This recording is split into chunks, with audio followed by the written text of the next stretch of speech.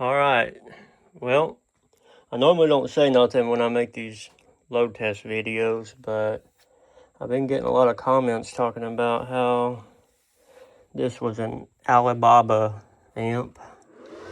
And, well, I'm not really sure how much power these Alibaba amps make, but I know they're pretty cheap.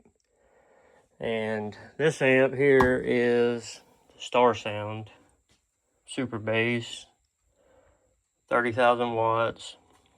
These amps have been setting records in the SPL lanes. They're about $2,500 retail. And I'm about to test this one that I just repaired at 2 ohms. So I'll tell you a little bit. I got 270 amp hours of small cell C max. And right now we're setting at 16.24 volts. I got my clamp meters set to max, and of course the little oscilloscope. So I'm going to be dumping all this power into these two resistors here. They're 1 ohm resistors, and I got them in a series, so they're 2 ohms. Oscilloscope lead right here on the output, right on the output. So I haven't powered this one up yet since I got it hooked up, but go ahead and put the remote on there.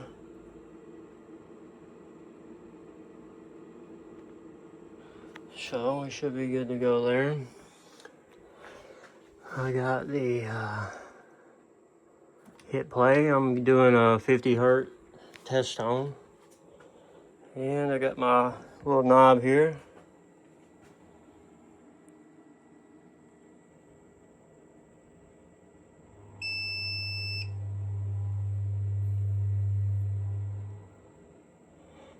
And 200 volts. The rails in these things are regulated to 282 volts, I believe. So 200.5 times 103. So that hit right there was 20,651 watts. But I did clip it. But, you know, this is at 2 ohms. And just about everyone that really gets hungry is going to clip an amp. So there you go. 20,000 watts right there at 2 ohms. So not exactly an Alibaba amp. I haven't had an Alibaba amp to fix because usually when people blow them, they throw them away because the cost to fix them is going to be more than what the amp even cost originally. But I highly doubt that they're going to do this. StarSound.